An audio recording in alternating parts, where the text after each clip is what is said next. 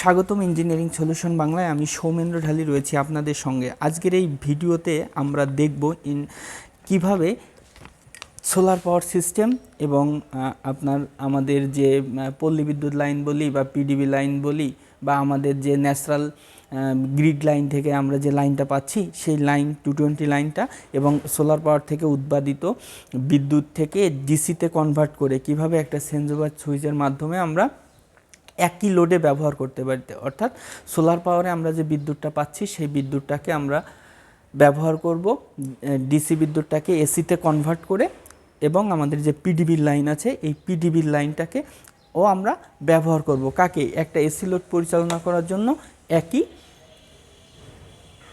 লাইনকে বা আলাদা আলাদা লাইনকে একই লোডের জন্য ব্যবহার করব। তো আমরা সোলার পাওয়ার সিস্টেম সম্পর্কে মোটামুটি কিন্তু জানি। আমাদের এই সোলার প্যানেলের মাধ্যমে ডিসি বিদ্যুৎ উৎপাদন হওয়ার পরে আমাদের আসছে চার্জ কন্ট্রোলার আপনারা দেখতে পাচ্ছেন, এটা একটা চার্জ কন্ট্রোলার। এরপর এই চার্জ কন্ট্রোলার থেকে আমাদের ব্যাটারিটাকে চার্জ করছে এবং এর যে 18 বা আপনার 19 ভোল্ট উৎপাদন হচ্ছে সেই 19 ভোল্টটাকে কমিয়ে আপনার একটা 12 ভোল্টের ব্যাটারিকে চার্জ করছে। এইবার সেই চার্জিত ব্যাটারিটাকে আমরা কি করছি, একটা পাওয়ার ইনভার্টার যার ইনপুটে দুইটা টার্মিনাল আমরা দেখতে পাচ্ছি, পজিটিভ এবং নেগেটিভ, যেটা ব্যাটারির দুইটা পজিটিভ এবং নেগেটিভ টার্মিনালের সাথে কিন্তু সংযোগ আছে, সেটাকে আমরা এসিতে কনভার্ট করছে। অর্থাৎ ডিসি বিদ্যুৎটাকে এসিতে কনভার্ট করছে কিন্তু আমাদের এই ইনভার্টার। আপনারা দেখতে পাচ্ছেন লাইন এবং নিউট্রাল এবং একটা পুশ সুইচ আছে। এই সুইচটা অন করলেই কিন্তু আমরা আউটপুটে একটা ডিসি বিদ্যুৎ পাবো। এই এসি বিদ্যুৎ পাবো ডিসি বিদ্যুৎ থেকে। অর্থাৎ এই ইনভার্টারটা আমাদের ইনভার্ট করছে, ডিসিটাকে এসিতে আপনার কনভার্ট করে দিচ্ছে। এই যে ডিসি বিদ্যুৎ উৎপাদন হচ্ছে সোলার পাওয়ার সিস্টেমে, সেই বিদ্যুৎটাকে আমাদের কি করছে, আমাদের এসি বিদ্যুৎ পেতে সহায়তা করছে। অর্থাৎ আমরা বাসা বাড়িতে কিন্তু নর্মালি এসি বিদ্যুৎ ব্যবহার করি, আমাদের টিভি, ফ্রিজ, ফ্যান, লাইট সবই কিন্তু আমরা এসি বিদ্যুৎ ব্যবহার করি। এবং আরেকটা জিনিস বলে রাখি, সেটা অবশ্যই কিন্তু আমরা 220 লাইন ব্যবহার করি এই সিঙ্গেল ফেজ লোডগুলো পরিচালনা করার জন্য।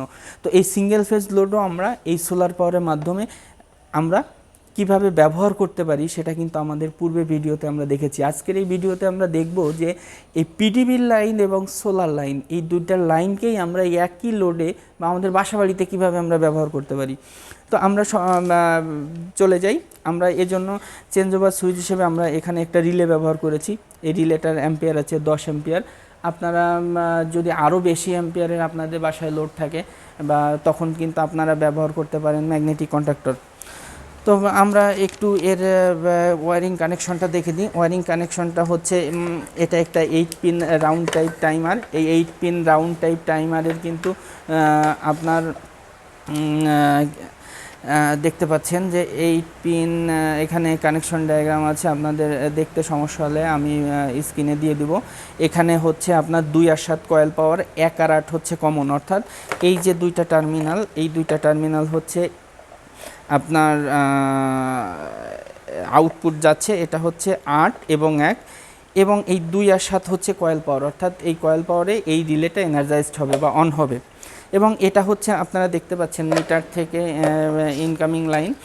এই যে মিটার থেকে ইনকামিং লাইনটা এসেছে হচ্ছে এটা। এই মিটারের ইনকামিং লাইনের মাধ্যমে কিন্তু আমরা কী করছি, এই যে এই মিটারের ইনকামিংটা হচ্ছে এই, এবং মিটারের আউটগোয়িং হচ্ছে এই। আউটগোয়িং লাইনটা আমার রিলের মাধ্যমে সরাসরি চলে যাচ্ছে লোডে। অর্থাৎ এই টাইমারটার 1 এবং 8 হচ্ছে কমন, আর 4 এবং আপনার 5 হচ্ছে এনসি। অর্থাৎ এনসি দিয়ে সর্বপ্রথম চলে যাচ্ছে কিসে, আমার লোডে চলে যাচ্ছে। এবং এনও হচ্ছে আপনার 3 এবং 6। এই 3 আর 6টা হচ্ছে এনসি, যেটা আমার এই ইনভার্টার বা আমাদের এই সোলার থেকে যে আমরা লাইনটা পাচ্ছি এই লাইনটাকে আমরা ব্যবহার করব। তো আমাদের এই চেঞ্জওভার সুইচ বা অটো ট্রান্সফার সুইচ এটা ডিজাইন করতে গেলে আমাদের একটা জিনিস কিন্তু মাথায় রাখতে হয়। অর্থাৎ আমরা যখন একটা অটো ট্রান্সফার সুইচ বা এটিএস ডিজাইন করতে যাই, এটিএস ডিজাইন করতে গেলে আমাদের মূল বিষয়টা হচ্ছে যে মেজর কোন লোডটাকে আমি সবসময় ব্যবহার করব।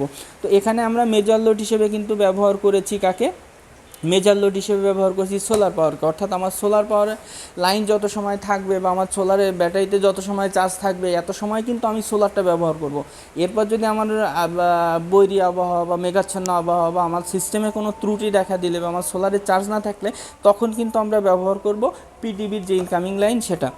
তো এখানে ওয়্যারিং সিস্টেমটা আমি পূর্ণ আপনাদের দেখিয়ে দিব ইমেজ আকারে যে কিভাবে আপনার এটা ওয়্যারিং করা হয়েছে। তো আসুন আমরা দেখে নিই এটা কিভাবে কাজ করছে। আমি ইনভার্টারের লাইনটা দিয়ে দিলাম, ইনভার্টারের লাইনটা আপনারা দেখতে পাচ্ছেন, আমি লাইনটা দিয়ে দিলাম এবং সুইচটা অন করে দিলাম। সুইচটা অন করার আগে অবশ্যই আমরা রিলেটাকে ব্যবহার করে নিই। তো সুইচটা অন করে দিলাম, আপনারা দেখতে পাচ্ছেন আমার কি হচ্ছে, আমার সোলার সিস্টেম থেকে আমি লাইনটা চালাচ্ছি। এখন আমি মিটারে লাইন দিয়ে দিলাম, আপনারা দেখতে পাচ্ছেন আমাদের মিটার কিন্তু অন হয়ে গেছে, অর্থাৎ আমাদের মিটারে কিন্তু পাওয়ার চলে আসছে। আমাদের বাসাবাড়িতে কিন্তু এই মিটারের মাধ্যমে, অর্থাৎ এই এনার্জি মিটার বা কিলোওয়াট মিটার, এই মিটারের মাধ্যমে আমরা বিদ্যুৎ বিল পেইড করে থাকি বা আমাদের বিদ্যুৎ বিলটা দিয়ে থাকি মিটারের মাধ্যমে। তো এখানে কি হচ্ছে, এখানে কিন্তু এখনকার আমার মিটারের লাইনটা কিন্তু ব্যবহৃত হচ্ছে না, আমার ব্যবহৃত হচ্ছে কিন্তু এই সোলারের লাইনটা। সোলারের লাইনটা আমরা এখন ব্যবহার করছি এবং আপনারা আরেকটু হয়তো বা ক্লিয়ার হবেন দেখলে যে এই যে মিটারের লাইনটা কখন ব্যবহার হবে, যখন আমার সোলারের লাইনটা না থাকবে। দেখেন আমরা সোলারের লাইনটা কিন্তু খুলে ফেলেছি, অর্থাৎ আমাদের এখন পিডিবি দিয়ে চলছে। এই মিটার যে লাইনটা, এই লাইনটা দিয়ে আমাদের চলছে, এখন কিন্তু আমাদের সোলারের লাইনটা চলছে না। এখন যদি আমার হঠাৎ করে আবার সোলারটা চার্জ হয়ে যায়, দেখেন তখন কিন্তু কি হবে, তখন কিন্তু আমার এই দেখেন আমার লাইনটা জ্বলছে কার, সোলারের। এখন যদি আমি পিডিবি লাইন দিই তারপরেও কিন্তু সে পিডিবি লাইন ইউজ করবে না। এই যে এখন আমার সুইচটা আমি অফ করেছি, আমি সুইচটা যখন অফ করলাম, ইনভার্টারের সুইচটা অফ করলে এখন কিন্তু পিডিবি, অর্থাৎ আমার সোলারের চার্জ নাই, তখন ব্যবহার হচ্ছে আমার পিডিবি, এবং সোলারে যখন আমার লাইনটা চলে আসছে তখন কিন্তু আমার ব্যবহার হচ্ছে সোলার। অর্থাৎ যত সময় পর্যন্ত আমার সোলারের লাইন থাকবে বা সোলারের ব্যাকআপ চার্জ থাকবে, সোলারের ব্যাটারি থেকে যে চার্জটা, সেই চার্জটা আমরা নিয়ে ব্যবহার করতে পারবো, তত সময় কিন্তু আমরা সোলার ব্যবহার করব। যখন আমার সোলারের চার্জ থাকবে না বা সোলারের ব্যাটারিতে চার্জ থাকবে না, তখন কিন্তু আমরা শুধুমাত্র এই পিডিবি লাইনটা ব্যবহার করতে পারবো। তো দর্শক বন্ধুরা, আপনাদের নিশ্চয়ই ভিডিওটা ভালো লেগেছে। আজকের এই ভিডিওটা আমাদের এই পর্যন্তই। যদি ভিডিওটা ভালো লেগে থাকে অবশ্যই লাইক করবেন, এবং যদি কোনো প্রশ্ন থেকে থাকে এ বিষয়ে অবশ্যই আপনারা সেটা কমেন্টে জানাবেন, এবং আপনারা যদি চ্যানেলে নতুন হয়ে থাকেন সাবস্ক্রাইব করতে ভুলবেন না। ধন্যবাদ সবাইকে, ভালো থাকবেন।